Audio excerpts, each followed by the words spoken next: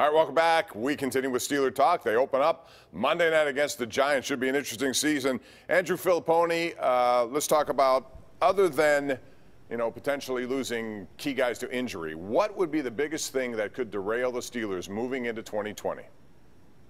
I think their offensive line shows its age, Bob. I'm really concerned about that. I'm not convinced that the way they rearrange the chairs at right tackle and left guard will end up being the right decision. Remember, they don't have Mike Munchak anymore, the greatest offensive line coach in the NFL, making these players better. And if you can't protect Big Ben and you can't create holes for the run game, this offense is going to be a dud in 2020.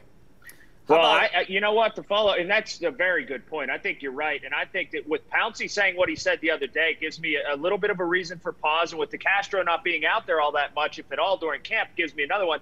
But another thing, Bob, in asking that question that I would answer, if Bud Dupree returns to form that he was before last year, what if Bud Dupree goes out there and he's not very good? And TJ Watt is the guy who is really their lone edge rusher. If he has a dud of a season and he's not very good, this defense can be really set back no matter how good Minkah Fitzpatrick is in that back end. Other than Ryan Fitzmagic not returning punts, I think it's going to be injuries for the Steelers, mainly with guys like James Conner. I'm worried about this guy. I really am. I mean, he's been injured every year. That's going to hurt the Steelers. Potentially, if they have a big injury on offense, I know it happens every year. I'm not worried about the defense. I think Ben's going to be fine. I really do. But I'm potentially worried about injuries surrounding key guys like James Conner and Juju Smith-Schuster. Colin, I want to ask you this now. Sure. Looking at the AFC North, because Baltimore is the pick to win it again. You can understand why with Lamar Jackson. Number one, can the Steelers supplant them as the division champs? And do you think the league will catch up to what Lamar Jackson has done and is doing?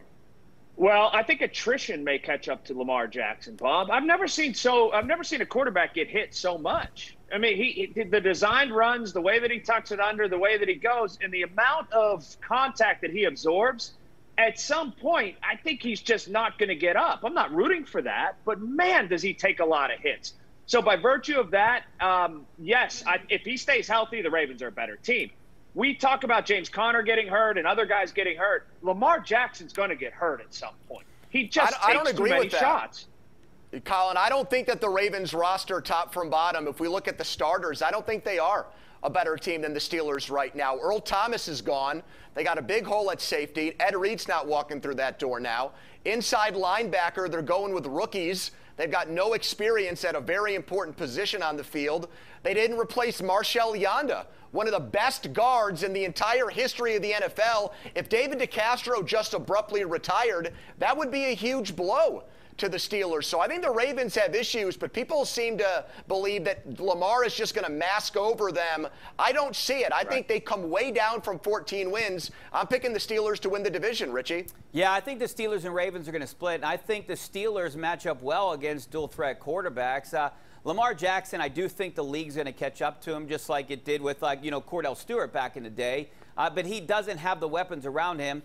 Ben, frankly, might have better receivers and running backs around him than Lamar Jackson. Now, Lamar Jackson's coming off a phenomenal year. Let's not argue that. I mean, it's an incredible year. I still think Patrick Mahomes is the best quarterback in the league, but right now, with a healthy Ben Roethlisberger, you cannot discount the Steelers, and I'm with Pony here. I'm leaning towards the Steelers winning this division this year. All right, I only have a few seconds for this before we get to smooth moves. So, Pony, start with you.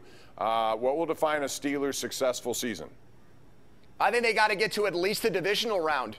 If they make it 4 straight years without a playoff win, that would be a massive disappointment. And it's not just me. They're talking a big game at Steelers headquarters. So the standard is the standard, folks. I think they have to get to the playoffs. Yeah. Have to get to the playoffs. And it's all dependent on Ben Roethlisberger. If he's healthy, I think they do it. I think they're a 10-win team. I lean more towards 11 with Ben Roethlisberger. So I think if they get to the playoffs, it's somewhat a successful. So no playoff win, just get to the playoffs. Richie, it's like you got dropped off here from a spaceship, like you're not from Pittsburgh. Getting to the playoffs. They haven't gotten to the playoffs in 2 years, Colin. I'm settling for the playoffs right now.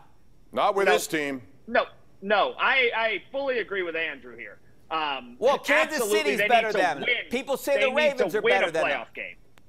I mean, there's a lot of teams that people ranked higher than the Steelers right now. Yeah, but that's okay. This so is a team that has the most returning guys. Is good. This is one of the most experienced teams in the NFL, and as a result, it should be expected to go deep, if not to the Super Bowl. That's what I would expect from this team. Just getting to the playoffs. Can't go to, no, that would be a disappointing season. All right, now it's time to go round the horn for this week's Smooth Moves, brought to you by Pittsburgh's largest supplier of the smoothest granite, marble, and quartz countertops you're going to find anywhere. That would be Armina Stone. Rich, your Smooth Move of the week. Hey, my Smooth Move goes to you, Bob. We held it together. We had our big match 3, and you played me without strokes. I loved it. I mean, I won, but my Smooth Move goes to you for playing me without strokes. No, seriously, Colin Morikawa's shot on number 1 today, unbelievable, out of the sand. The tough lie, tough stance, knocks it in for birdie. Unbelievable shot by Colin Morikawa today. My Smooth Move goes to Major League Baseball and the Pirates in particular. If you watch the broadcast over the weekend, the initiatives they have for cancer, and particularly pediatric cancer, which is a lot of people know is close to our family, everything that they've done in the outreach and the way that they raise money, that they raise visibility, and that they go on to really championing people who have been through so much. Great move by the Pirates and Major League Baseball in totality. My Smooth Move goes out to the Steelers because they actually made their team better on roster cutdown. We touched on a lot of it, but no more Ryan Switzer, no more Daniel McCullers, and it looks like they're going to get rid of that bum punter, Jordan Berry. Hats off to Colbert and Tomlin. Armina Stone, Pittsburgh's largest supplier of the smoothest granite, marble, and quartz countertops you're going to find anywhere. Check them out at Armina Stone. When we come back, Penguins have been busy. Are they going to be busier? That's coming up next right here on the #1 Cochran Sports Showdown.